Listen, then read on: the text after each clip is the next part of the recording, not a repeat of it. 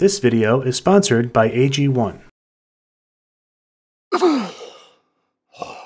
This is not snoring. It's something much different known as agonal breathing. If you see someone breathing like this and they're unresponsive, it means they need medical attention right away. In this video, I'll explain what agonal breathing is, and how identifying it may save someone's life. This is the dark science of agonal breathing.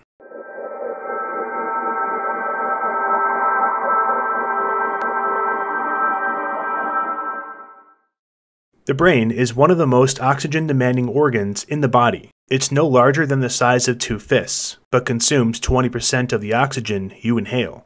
This is because the brain has an energy-intensive job of processing 11 million operations per second. This includes maintaining homeostasis, keeping track of 78 organs, and sustaining consciousness.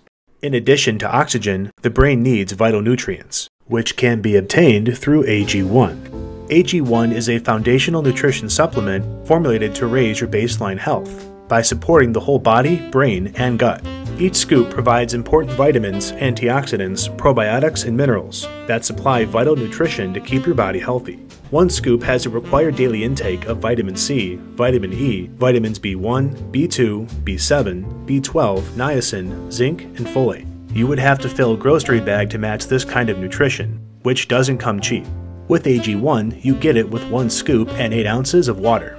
Daily intake of antioxidants helps to reduce free radicals. Zinc and vitamin C are crucial to managing your immune system. In my own experience, AG1 has increased my energy throughout the day, to where I no longer need coffee to stay awake. I also have better focus and don't feel as hungry. Go to drinkag1.com/dark science to get a free 1-year supply of vitamin D3 plus K2. And 5 AG1 travel packs with your first purchase. Thanks to AG1 for sponsoring today's video. The brain sends and receives this information through electrical signals via neurons. Neurons can fire up to 50 electrical signals a second and needs a large amount of oxygen to meet this energy demand. This is why the brain needs so much oxygen. Unlike muscle cells, which have very large glucose stores to produce energy, neuron glucose stores are very small.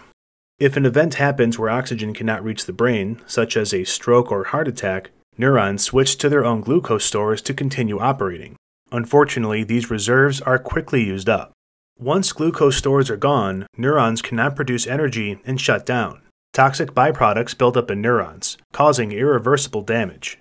Within minutes of oxygen deprivation or hypoxia, high-functioning areas like the frontal cortex become permanently damaged from buildup of toxins. Neurons are deactivated across the brain as oxygen levels drop. That is, until it reaches here. Though the brainstem is affected by hypoxia, it takes longer to shut down as opposed to other areas of the brain. This is because the brainstem has neurons that continue to send signals when oxygen is low. It's theorized that neurons in the brainstem have more robust sodium-potassium pumps that can function for a longer period of time with no oxygen.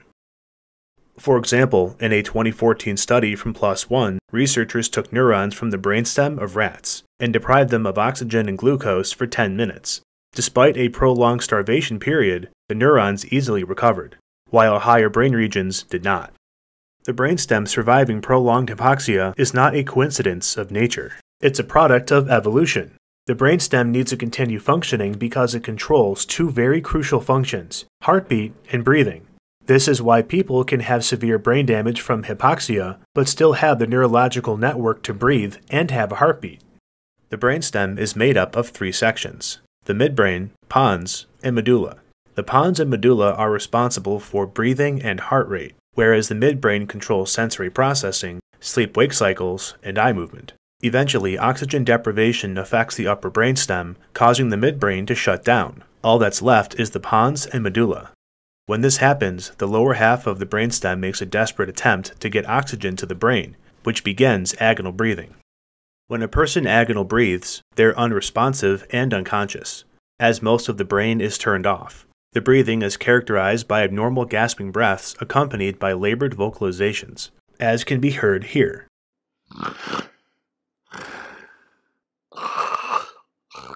The breaths, though consistent and often deep, are not actually helping. Though agonal breathing is done to obtain more oxygen, it's a clear sign that the brain is not receiving it. The time it takes for one to succumb to agonal breathing can vary widely. Someone with metabolic acidosis may have a slower oxygen drop, taking minutes to hours, whereas someone with cardiac arrest would succumb in a matter of minutes. Regardless how long it takes for fatal effects to occur, the brain is being damaged. Medical treatment must be given immediately. This is why it's so important to recognize agonal breathing as a life-threatening event. Most of the general public is unaware of what agonal breathing is. This has often been seen in 911 calls. For decades, there have been communication errors in identifying agonal breathing during emergency medical calls. For example, callers say that someone is unconscious but still breathing, when in fact they are agonal breathing.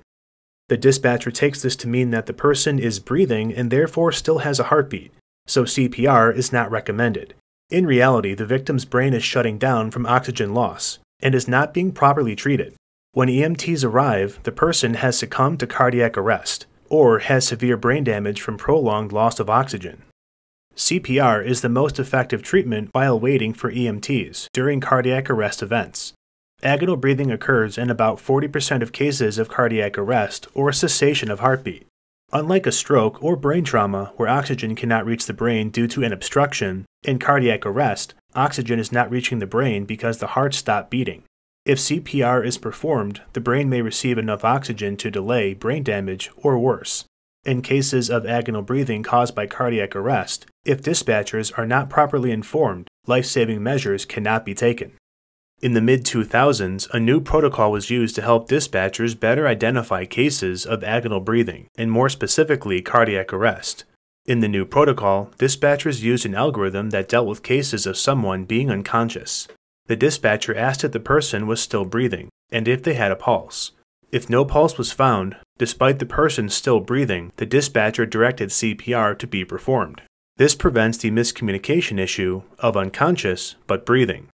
In one study from 2009, an agonal breathing protocol was instituted in a dispatch center for a large metro area. It was found that by implementing the new protocol, CPR being performed by bystanders rose by 10.6%.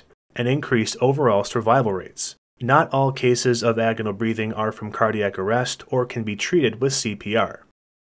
Agonal breathing can be caused by brain trauma, stroke, heart attack, or metabolic acidosis, and CPR will not help in these cases. Sometimes science can be seen as difficult, foreign, and even boring.